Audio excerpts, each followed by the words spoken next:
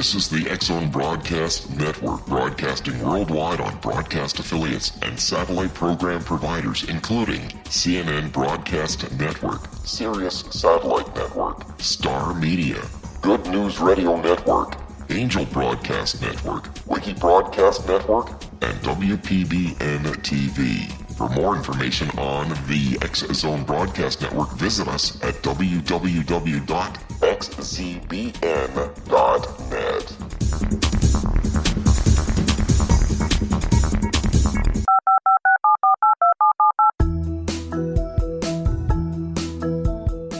Did you know that when you're on the road with limited data or Wi-Fi, you can still listen to the X-Zone Radio Show with Rob McConnell, The Science of Magic with Gwilda Wiyaka, X-1, Dimension X, Space Patrol, and every minute of the X-Zone Broadcast Network by calling 213-401-0080, courtesy of Audio Now.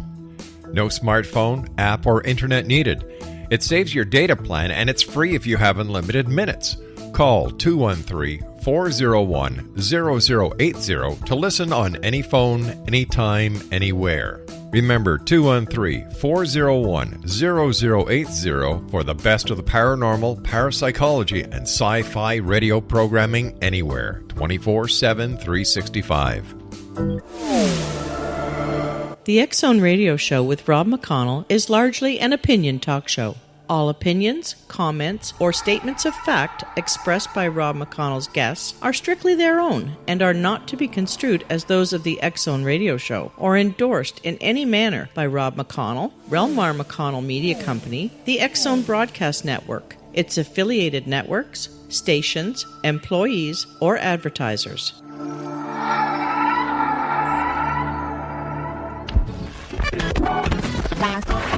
All Hit Radio.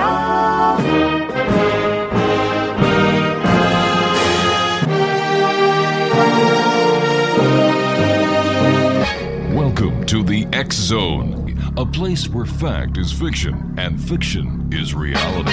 Now, here's your host, Rob McConnell.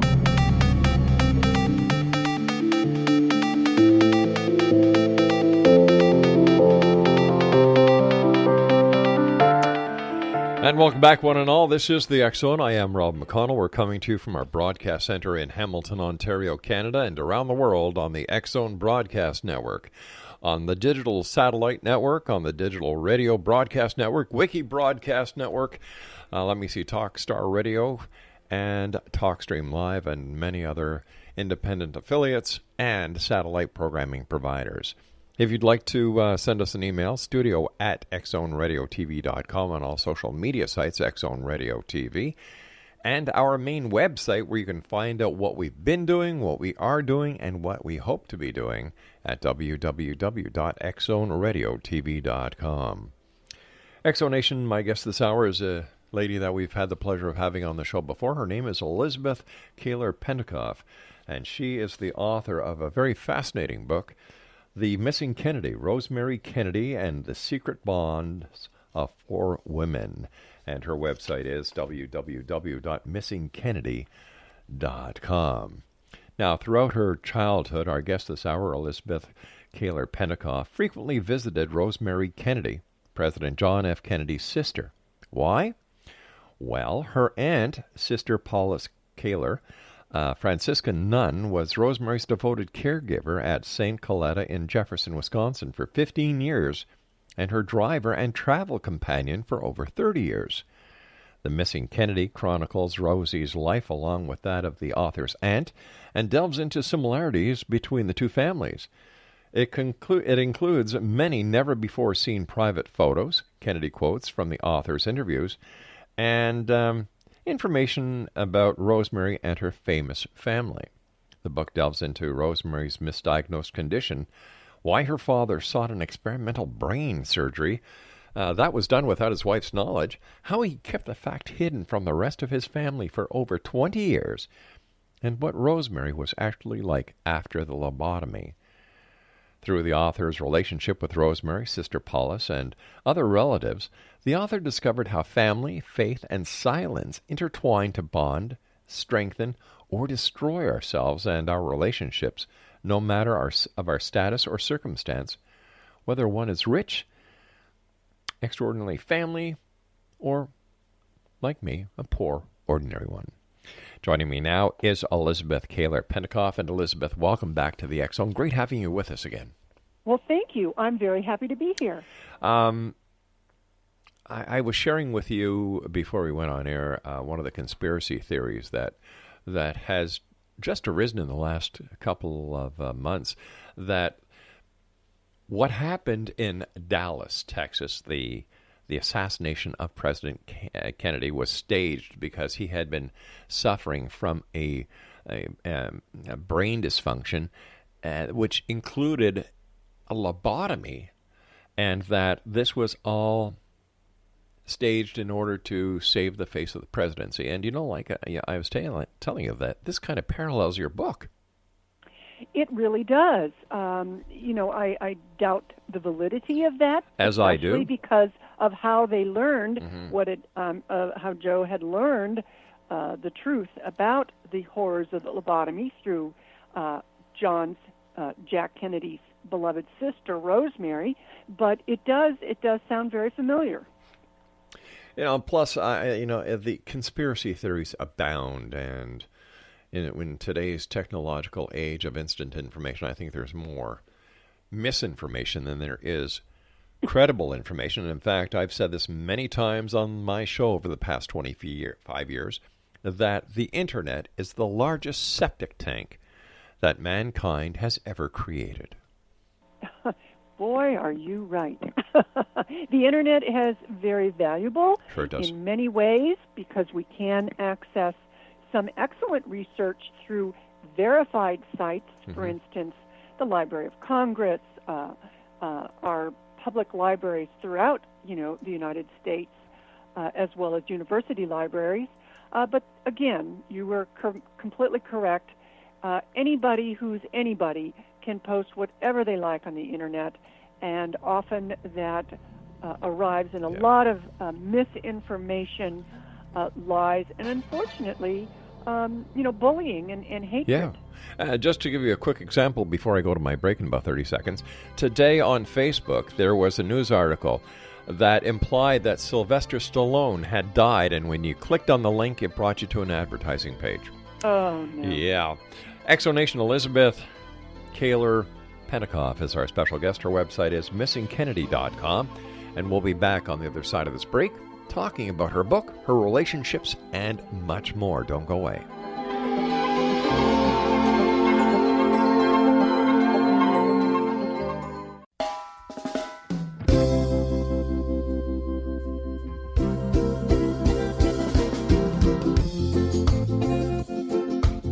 This is Johanna Carroll, host of Dialogue with Divinity on the X Zone Broadcast Network. While walking along Kaanapali Beach in Maui this past year, I kept discovering all these shells and coral in the shape of hearts. My dialogue with Divinity was very simple. Do you want me to do a retreat to heal people's hearts in Maui next year? And of course, the answer was yes. As a master spiritual teacher, I am offering you a neat retreat called Rise, May 8th through the 12th, 2017, and the chance of a lifetime to rest at a 5-star resort for 5 days and experience a spiritual renewal of your heart and soul. Kaanapali is one of the top 5 beaches in the world. This stunning resort has undergone a $40 million renovation. I walked the entire property, checked out the room choices on your behalf, and I must say it is stunning. Our conference room faces the ocean with sliding glass doors. Maui is known as Mother Maui because it is a soft, gentle, healing energy.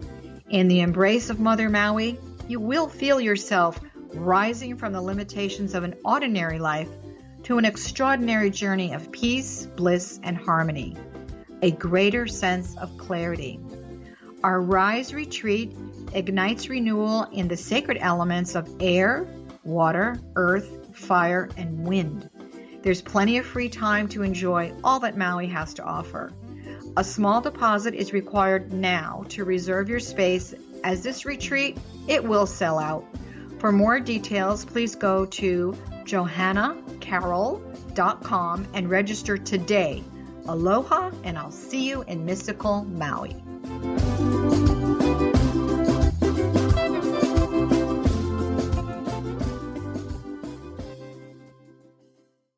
How would you like to be able to read other people's minds? Well, the next best thing is here. When you know how to read a person's name, you know how the person thinks, feels, and behaves.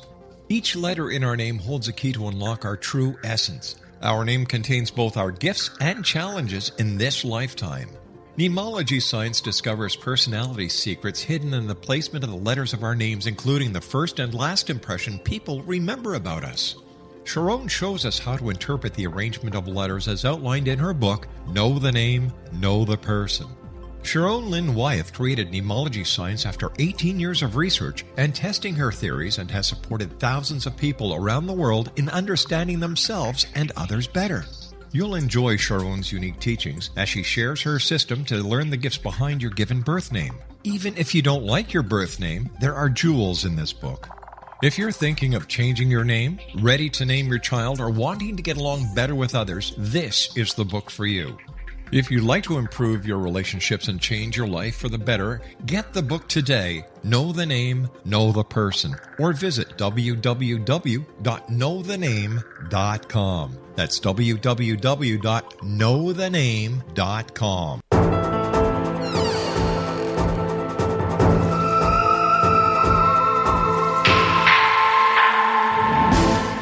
And welcome back, everyone. My very special guest this hour is Elizabeth Koehler-Pentacoff. She is the author of a very fascinating book. And this is a book that I would suggest for Christmas. You know, that time of year where most people have all their Christmas shopping done, but like Craig and I, we wait till Christmas Eve. That's because the Quickie Marts are open so late. The name of this young lady's book is The Missing Kennedy, Rosemary Kennedy and the Secret Bonds of Four Women. And Elizabeth, what was your inspiration to write this book? Why did you decide to go into detail and tell this fascinating story? Well, this happened a few years ago, and I had just finished another book and a different article, and I was kind of losing my enthusiasm. And usually I have 1,000 ideas, and I can't wait to start the next one. So I believe in the power of our nighttime dreams and how they can influence us and show us the way. I've been in a dream group for over 10 years. I've written in a dream journal all my life. I really enjoy interpreting what dreams mean and how we can learn from them. So I know that we can ask our dream life questions, because it really helps to dig into our subconscious to see what we're all about. So one night, several years ago, I asked for a dream that would be clear to me of what book project I should work on next. Well, that very night, a young blonde man came to me, and he said, "You're going to write The Missing Kennedy." I said, "Oh, no, I'm not." And he said, "Oh, yes, you are." And I said, "I can't." And he said, "Well, why can't you?" And I said, "Well, I don't want to get any of the Kennedys mad at me on this side of the grave or the other." Yeah. And he said, "No one is going to be mad at you." He said, "In fact, they are very pleased that you're going to write this book." And I said, "Really? Why?" And he said, "It's how you're going to write this book." And I woke up and I thought, well, okay, I've got to honor my dream. So I will kind of piddle-paddle around this in the shallow water, kind of afraid to get my feet wet. So I thought, okay, well, first I'll write my memories of Rosemary, since I grew up with her, visiting her, weekly and monthly, and we were together a lot. And the other thing I did was I started reading about Rosemary's life before her lobotomy. I knew her after her lobotomy quite well, but I didn't know a lot about her early life. So I started reading books, I started researching the internet, and all of a sudden, one of the pictures I clicked on from a newspaper was of the familiar blonde man in my dream. Wow. And I know, it was like this shiver up my spine. So I read the caption, and it said that he was David Kennedy. David Kennedy was a young son of Robert Kennedy, who unfortunately was alone in a hotel room when he was a young boy, and he watched his father's assassination on television. Poor David suffered from mental illness. He sought refuge in drugs and alcohol, which is frequent because people often don't know what to do to help themselves out of this terribly horrible disease. And the Kennedys didn't know really what to do with him. You know, they had him in therapy. They tried all sorts of programs. Nothing worked. He was in and out of jail. You know, he had a record. Of course, the family was very embarrassed by him. And then later, I was reading a book where it said the cousins were talking about their Aunt Rosemary. And David said, I relate to my Aunt Rosemary more than any other relative. And they said, why? And he said, because if my grandfather Joe were alive today, I too would be lobotomized. And unfortunately for David, he died at a very young age from an accidental drug overdose.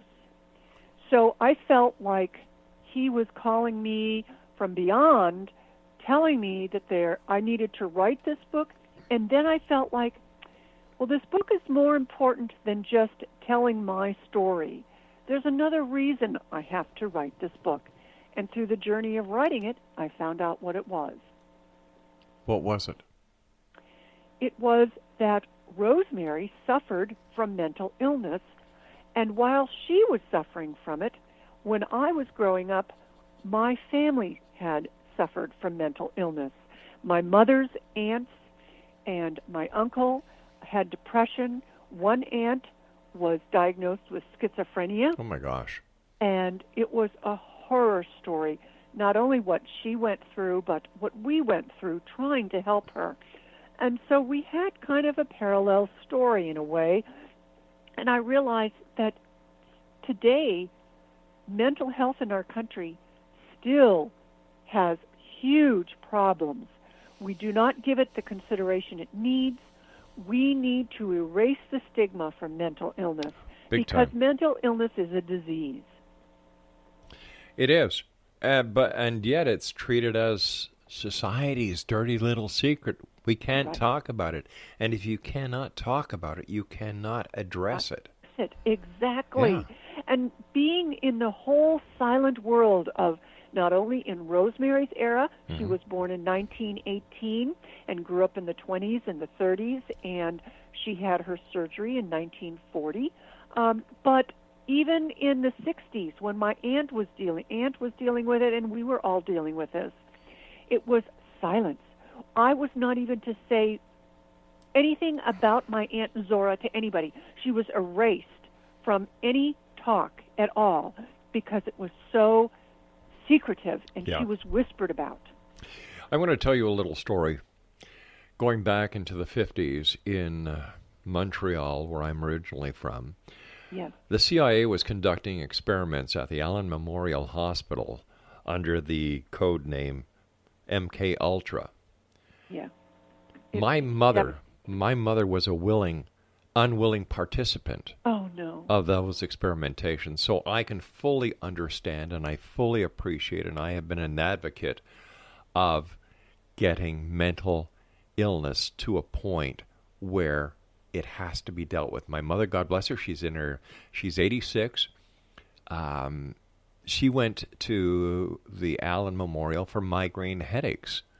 Right. And she was subjected to the experimentation that the CIA was conducting under the leadership of Dr. Edward Ewan Cameron, who was the head of the Department of Psychiatry in Montreal. The Allen Memorial Hospital is part of the Royal Victoria Hospital, which is McGill University training hospital. So, it was very nice at the end, when the media and the actions of the CIA operating in Canada with the full approval of the Canadian government was established, my mother got a letter from Dr. Cameron apologizing.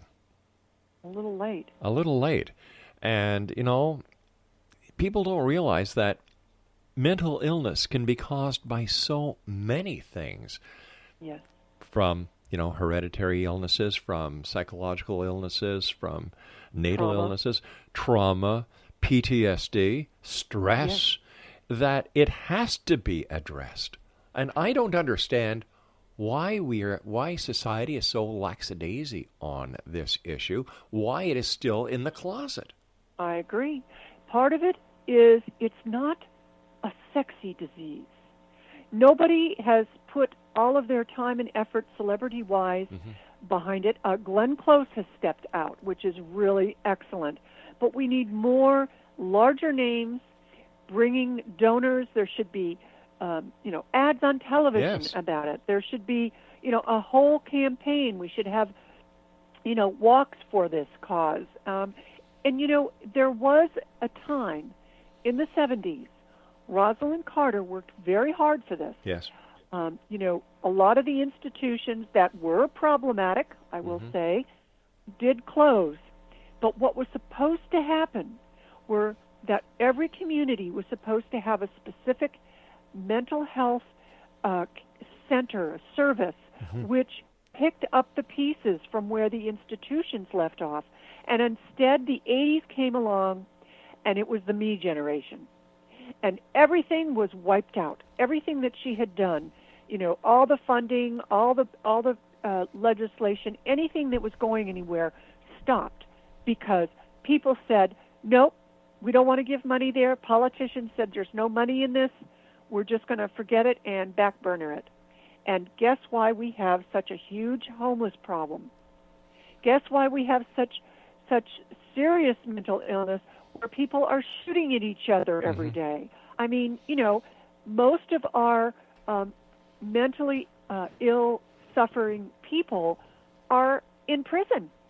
A third of our homeless population have undiagnosed and untreated mental illness.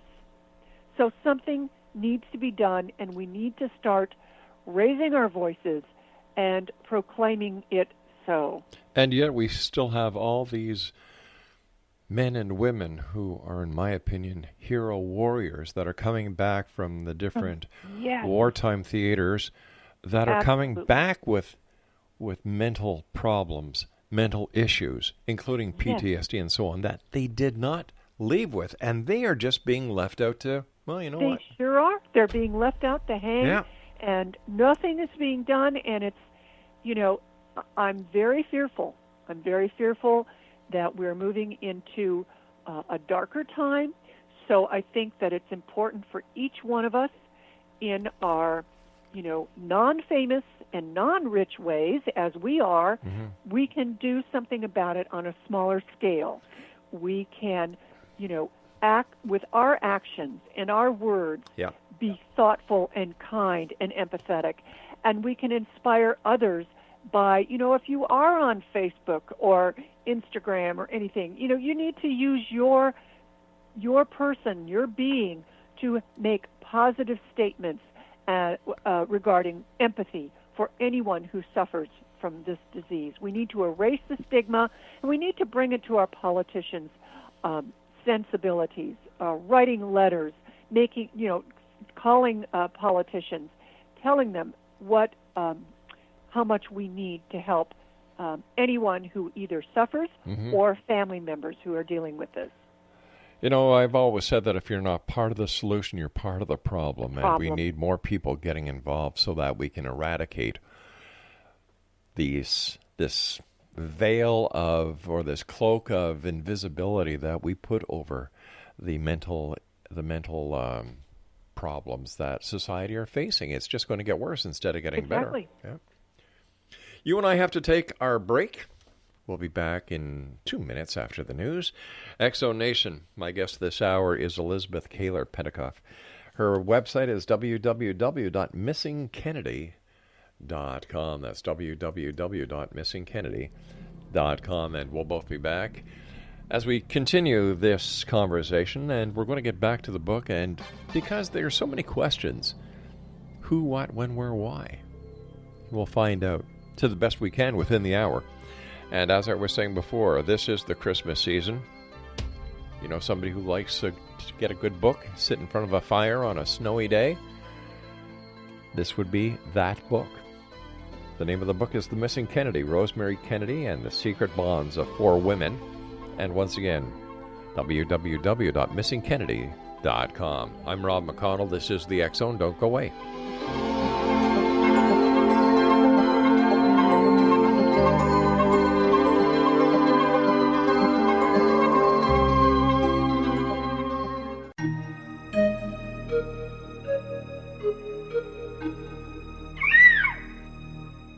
While science pursues fact, magic accesses the quantum level, bridging random facts to form truth. As long as science and magic remain separate and polarized, the truth cannot be known. I'm Gwilda Wiyaka. Join me on the Science of Magic radio program, dedicated to unification and evolution of consciousness. During each episode, I'll be speaking with experienced and respected scientists and mystics. From astrologers to astronomers, from medical doctors to shaman, the scientific method to dowsing and intuition, we'll weave together information from seemingly divergent practices to promote unity and enlightenment. Join me, Gwilda Wiyaka, and the Science of Magic right here on the Mutual Broadcast Network. For more information, visit www.thescienceofmagic.net. Gibbs A. Williams, Ph.D., is a practicing psychoanalyst, supervisor, researcher, and author in New York City. Much of his life has been dedicated to understanding nature and the uses of meaningful coincidences or synchronicities. His radical and original non-Jungian, non-mystical, non-magical theory of synchronicities illuminates much of the fog surrounding this challenging and perplexing topic. His ideas and manners are fresh, presented in a style that is both entertaining and highly informative. He is also an expert on crisis intervention, specially focused on violence reduction for the police and citizens, mastering anxiety, frustration, and stress without the use of medication, and effectively preventing and treating heroin addiction. Dr. Williams can be contacted at his email address at gwwilliamsny11@aol.com or visit his website at... Wouldn't you love to know the secret to everything?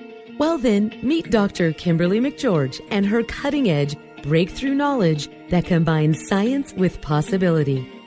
Dr. Kimberly brings real-life answers and healing to those open to alternative solutions. She teaches solution-based programs and classes that will change all areas of your life forever. Specializing in conscious creation, intuitive readings, and energy medicine, you can rapidly shift health, relationships, business, and money and abundance challenges quickly. Receive her best-selling book, Secret to Everything, at no cost by going to secrettoeverything.com/X-Zone. That's right, transformation can start now. Just go to secrettoeverything.com/X-Zone and receive Dr. Kimberly's book for free. Afterlife expert Roberta Grimes was the first one to say that dying can be fun. Now her best-selling book, The Fun of Dying, is available in stores worldwide. So if you wonder whether death ends life, how it feels to die, or what heaven might be like, The Fun of Dying was written for you. And if you have always been afraid of death, or if you worry that your life has no meaning, let The Fun of Dying ease your fears and bring new meaning to your life. Nothing said in The Fun of Dying is based on the teachings of any religion. Instead, Roberta draws on evidence to explain how death happens, how it feels, and what comes next. A lot of the best death-related evidence was produced in the first half of the 20th century. When it is put together with recent discoveries, it tells a consistent and amazing story. Roberta Grimes blogs and answers questions at robertagrimes.com. Her wonderful book, The Fun of Dying.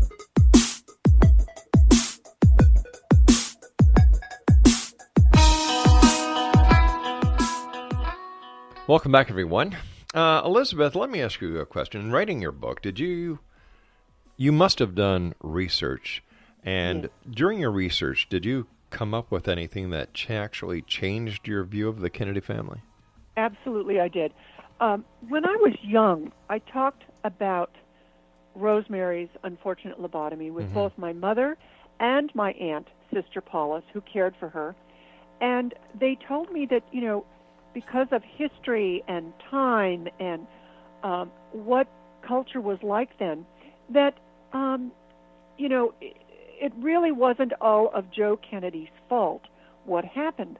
And I carried with me for many years I would call it almost hatred of Joe, and a strong dislike for Mrs. Kennedy, too. I faulted her as well. It wasn't until I started reading about exactly what mental health was like in the 20s and 30s and 40s, how our culture treated everybody.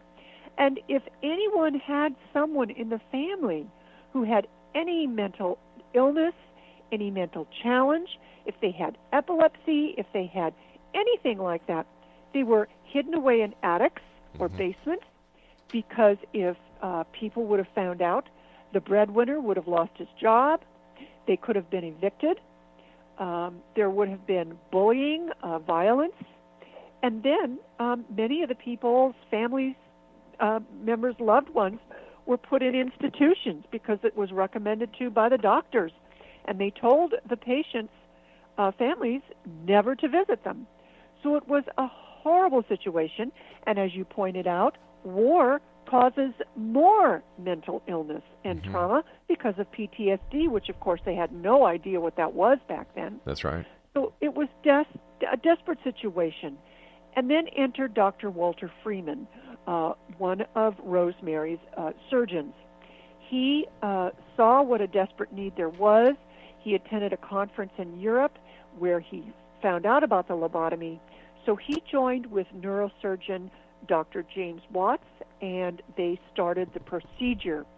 Unfortunately, Dr. Freeman suffered from pretty severe mental disabilities himself.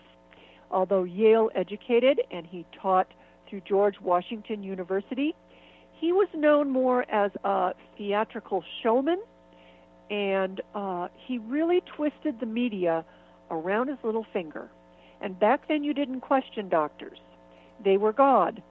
And so the media just lapped it up, and Dr. Freeman made up his data. And so the New York Times, the Reader's Digest, Saturday Evening Post, Newsweek all said, hey, lobotomy? No worse than removing a tooth. And it's going to cure homosexuality. It's going to cure epilepsy. It'll cure your migraines. You got a bored housewife or an unruly teenager? Give them a lobotomy. Wow. And that's exactly what happened. How was Rosemary's father able to suppress this lobotomy from her own mom? Well, Mrs. Kennedy and Joseph had very busy lives, and they traveled separately from each other quite a bit. And she would visit family members, throughout the country or whatever. And so she was gone on a prolonged trip, and that is also a coincidence that Rosemary became very, very extreme in her violence. She was no longer a gentle, sweet Rosemary. She started attacking herself. She started attacking others. And so Joe realized something had to be done. And he didn't want to do what the doctors advised, which was to institutionalize her and never see her. So he sought out what everyone was just, proclaiming everywhere. You couldn't see anything about it that was wrong about the lobotomy. So he went to Dr. Freeman. And Dr. Freeman said, I can, cure Rosemary. I can make her calm. And this will be a productive way to help her life. But how could Dr. Freeman actually do the operation if he wasn't a surgeon? He assisted in it. And Dr. James Watts made the actual, he drilled the holes into her prefrontal brain, and he inserted kind of something similar to an ice pick into her brain.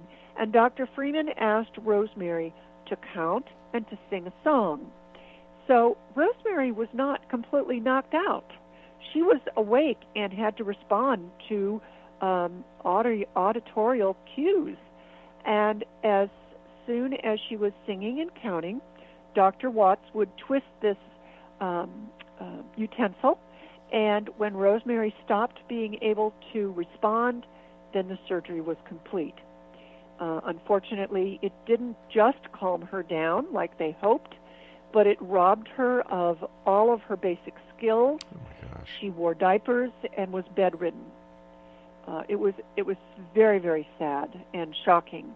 So when the older members of the family came home from their trips in their college, Joe said that Rosemary had worsened, which is partly true, she had, but he didn't tell any more of the story, and he said that she had to be institutionalized, which she did have to be. So Mrs. Kennedy was a very Victorian woman. She grew up with a mother who was very Victorian, and the husband pretty much ruled the roost. And so Mrs. Kennedy had to accept it, and she dealt with it by her very conservative Catholic faith, and that helped her through all of the tragedies she had to endure. If Rosemary's story was happening today, Elizabeth, how would it be different surgically, educationally, and socially?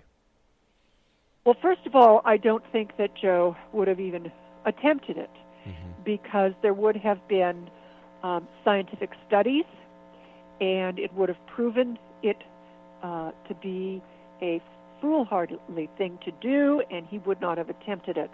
I think he would have gone to many doctors.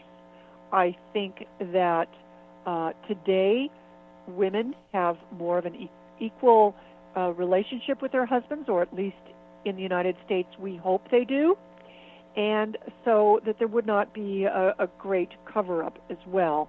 As well as, back then the media would kind of wink and nod and not report everything. Right. If they were told not to, especially through politicians, of course, and that would not be tolerated today either. However, I do have fear that with the way our country is moving, that perhaps some of our First Amendment rights will come under question now, and we could very well start going down that dark path. So we must remain vigilant that the truth is dealt with through journalism and science. Now, you declare your mother and yourself to be feminists. How did the feminist movement help people like Rosie? I think it allowed women to feel comfortable to ask questions and to care about their own bodies and to take responsibility for their children and their families in a new way. Before Mrs. Kennedy, she was, I will give her this, she was very involved with Rosemary's life. Before the lobotomy, she was tutoring her. She hired all educational specialists. She was on the money. And then, unfortunately, for 20 years, she didn't know what happened to her. But then when she did discover the truth, she was right back there with Rosemary, being very involved with her life, and also, stepping out with her daughters and proclaiming, and her sons, and proclaiming that we need to take a look at anyone with a disability, and they are people too. So thanks to her and Eunice, Rosemary's sister, who started the Special Olympics, and Jack and Teddy and Bobby, who did a lot of legislation for anyone who has a disability, a lot of positive action came out of Rosemary's tragedy. I was trying to remember if I had heard anything about Rosemary Kennedy during the presidency of President Kennedy, and nothing came to light. No, it really didn't. And any time that the reporters asked, a different story would be concocted. And stories, I've read things, some reporters said she was a teacher. Some said she was an actress on stage throughout Europe. Others said that she was very private and she liked her privacy and traveled kind of incognito. So nobody could really pin anybody down about Rosemary, and they just kind of left it alone. And, sometimes you do have to think that the president should be really investigated thoroughly. But when it comes to the family members, you really do have to give them an ounce for, hey, they do have private lives. Sure they do. So I do sympathize with anybody who's a family member of a politician, because they are ripped open kind of too, and sometimes that's not always fair. What is the most significant thing that you yourself learned from Rosemary? I think in the face of tragedy, that one can have a very happy, productive life no matter what the disability. And before that, I just never really thought about it. And then I realized that, a lot of people have all sorts of disabilities. And I watched my father age. And, he was a very vital man. And then he, in his older years, he was diagnosed with Parkinson's disease. So I saw what happened to him, his body, his mind. But he, like Sister Paulus and like Rosemary, was positive and happy. And even though at the end, when he could no longer eat foods or swallow, he was still a vibrant community member. He lived in a nursing home, and he loved his nursing home. He loved any time we interacted with him, which we did often. He loved playing bingo. He still read. He was able to read and watch his favorite sports shows. So, there he is, almost bedridden, and he was a pleasure to be around. And that's exactly what Rosemary was. She was sweet and fun. She could be very stubborn, but she was always a joy to be around. And I think that no matter what happens to us, we can take positivity away from it and enjoy all the small things in life and do creative action to make the best of situations. You and I have to take our final break. It's great talking to you, and I wish you continued success, and because your book certainly has a message, and that message should be recognized, and the stigma that society has ill-placed on mental illness must be taken off, and I admire you and the great work that you're doing. Well, thank you so much. Exo Nation, Elizabeth and I will be back on the other side of this break as we wrap up this hour here in the X-Zone from our broadcast center in Hamilton, Ontario, Canada. Don't forget, you can always send an email to studio@xzoneradiotv.com or visit our website, www.xzoneradiotv.com. And for all the programming on the XZBN network, xzbn.net. This is the X-Zone Broadcast Network, broadcasting worldwide on broadcast affiliates and satellite program providers, including CNN Broadcast Network, Sirius Satellite Network, Star Media, Good News Radio Network, Angel Broadcast Network, Wiki Broadcast Network, and WPBN TV. For more information on the X-Zone Broadcast Network, visit us at www.xzbn.net.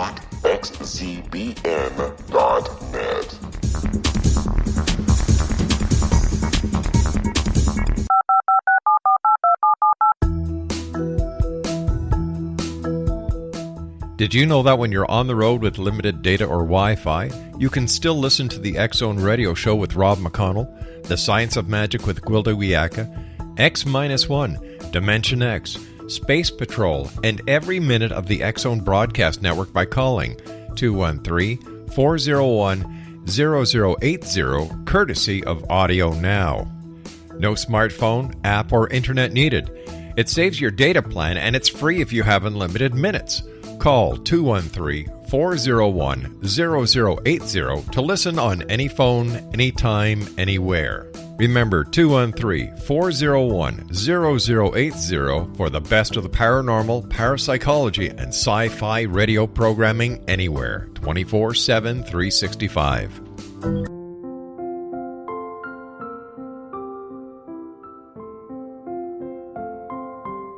I am Dr. Carl O'Helvey, founder, president of a new cancer foundation focusing on evidence-based physical, mental, and spiritual interventions, including natural cancer cures, prayer, meditation, affirmations, nutrition, and other related holistic cancer prevention and cure modalities.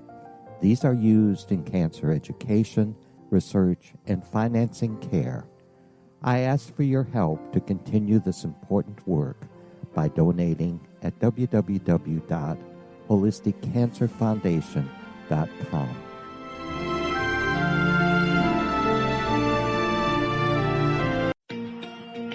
Wouldn't you love to know the secret to everything? Well then, meet Dr. Kimberly McGeorge and her cutting-edge breakthrough knowledge that combines science with possibility. Dr. Kimberly brings real-life answers and healing to those open to alternative solutions.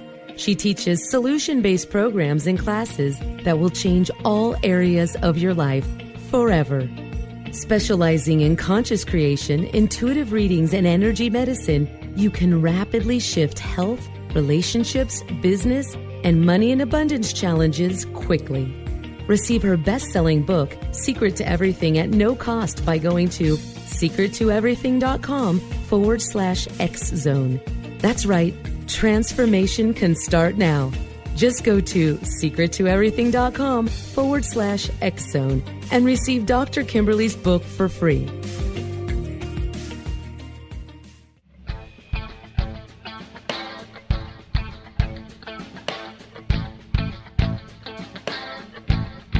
What Happened in Benghazi is revealed by Nicholas Genix, author of Obama, Islam, and Benghazi. He informs the American people that President Obama deceived them by advocating a strong foreign policy prior to the 2012 presidential election, and Hillary Clinton supported this deception. As the title infers, there is a connection between Obama, Islam, and Benghazi. Ample evidence informs Americans that Obama's early indoctrination in the Quran developed an affinity for Islam, why the Quran is the source of discontent in many countries, and why the Obama foreign policy deception led to poor military action and caused the loss of American lives in Benghazi. Genix provides 36 questions for the Select Committee on Benghazi to validate if Americans are justified to mistrust President Obama and Hillary Clinton. An overview of Obama, Islam, and Benghazi is presented on the website www.futureofgodamen.com. That's www.futureofgodamen.com. You're listening to the X-Zone Broadcast Network, www.xzbn.net.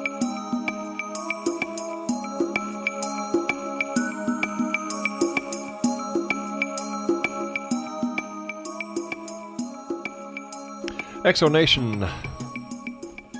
Welcome back. Elizabeth Koehler-Pentacoff is our special guest, and she is the author of a very interesting book. A book that has a very deep and very important message. The name of her book is The Missing Kennedy, Rosemary Kennedy and the Secret Bonds of Four Women. Who are the four women that you refer to in your title? Excellent question.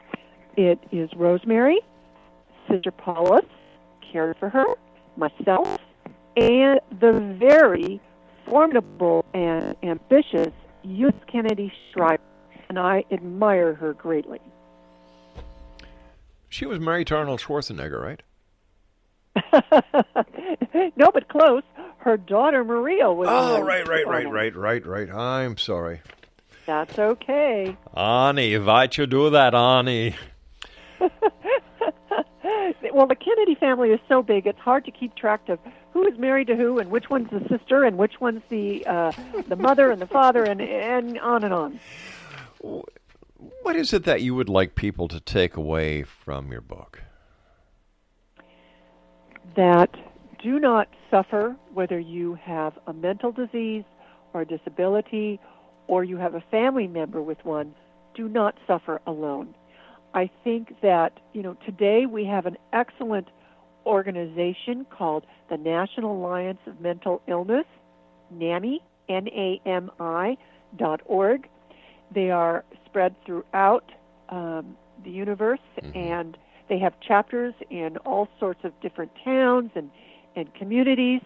And I know friends of mine who have family members who suffer from belong. I actually belong too, but my friends go to their meetings, and really it saved their lives because they can hear from other parents and other family members on coping mechanisms, not only for themselves but for their loved ones who suffer. And so I think that this is something that we should all be involved with or help with. Another thing I want people to take away is that, okay, the Kennedys, yes, they were rich and famous and they did a lot of good, but that doesn't mean that you and I can't do good too, just because we're poor and not famous. So we can do a lot with our time and energy. And another thing is to take care of ourselves and our family members, because, as you were mentioning, there are many causes of mental disease. And, okay, you and I may not be suffering from this right now, but, how do we know what trauma or tragedy might befall one of us or our family members?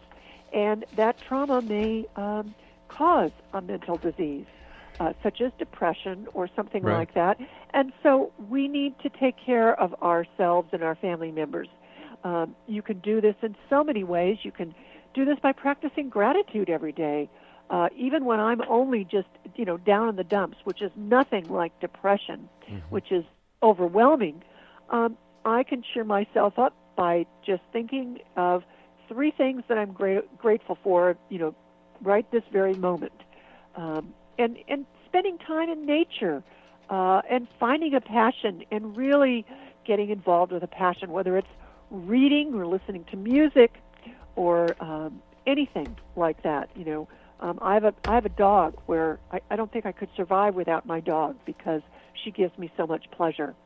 And eating right and exercising. Those are the practical things. As well as, reading my book, I think that you will find that it is an emotional book. For me, it was emotional for me to write it, but it was very gratifying, and it really showed me their relationships with each other and the ones in my family, which really mattered. What is the reaction from people that listen to the talks that you do about your book and your feelings about mental illness? What is the general reaction? Is it one of disbelief or one of, hey, it's not my problem, or is there a lot of compassion, understanding? There's a lot of compassion out there, and I think that sometimes we don't even realize our capabilities for compassion until we are faced with a subject. If you go to the movies and you see a movie and it just, you're just welling up with emotion and empathy, suddenly you realize what your capacity is. And that's the same with reading a book about someone with a problem or something that they've faced and they've survived and they've come through this wall of tragedy to be a better person and stronger person. And I think that people who come to my talk, at first they are kind of in disbelief and overwhelmed, and they approach the Kennedys in somewhat, I mean, they're all interested in the Kennedys, but they kind of had the same idea that I did when I was young, which was, oh, how could that Joseph Kennedy do that?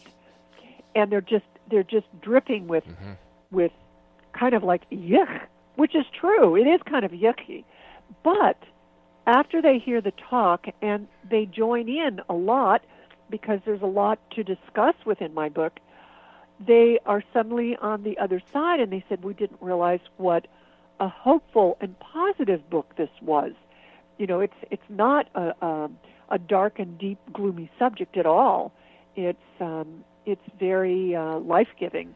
So I've had a lot of positive comments and emails and letters from these talks, and I really enjoy meeting everybody in the audience and talking with them also after the talk, because I'm still learning. We're all still learning about mental disease and the right ways to deal with it. Should we teach our children how to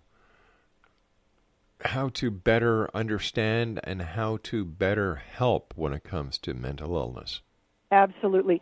I remember when my son was quite young. I think he was 3 or 4, and we were out in public at a mall, and there was someone who was acting a little differently, right, and probably had some mental disease. And at first he stared and started to talk to me in a loud voice, as all children will. The kind of comments where they may make, to a fat woman or a pregnant woman, "Oh, Mommy, look at how fat that lady is." I mean, you have to take your child aside and you talk with them and you say what is polite and what isn't, and why we should be compassionate for if someone is overweight or if someone is disabled or acting differently, and how we should approach them and how we should deal with it. Most people don't want to be singled out for anything with the difference. And, to show them by your own actions. If someone needs help and you need to open the door, you are polite, as you would with anybody. With an armful of packages, what would you naturally do? You'd open the door. Well, that teaches your youngster, no matter what the age, that what you do for people that's a good thing. And that's exactly what you should do with your child. And encourage talking feelings around the dinner table, while maybe if you see something in a TV show or a movie, or even if you see something negative, like the news will be on, and if someone famous does something to make fun of someone with a disability, or anything like that, you immediately, you pause it, the television, you turn it off, whatever, and you have a conversation with your family at that moment of it happens. And I guarantee you, if you do this, you will have empathetic and loving children. Where can people buy a copy of your book? Virtually anywhere. It's now available in paperback, so it's getting, I don't know, it's very reasonable cost. You can get it on any of the online sources that you normally would, Amazon, Barnes & Noble. Right. And I encourage everybody to visit their independent bookstore in their own community, because independent bookstores really take the time and the care to nurture readers and nurture authors and nurture everybody. They have wonderful community events. They're also available there, and if they don't have it on the bookshelf, they can always order it. We've got about 60 seconds. What are your final thoughts for the listening audience of the X-Zone Nation tonight? No matter what kind of tragedy or negative happening in your life, know that you can get through this, that you are stronger than you think you are. And you're not alone. And you're not alone.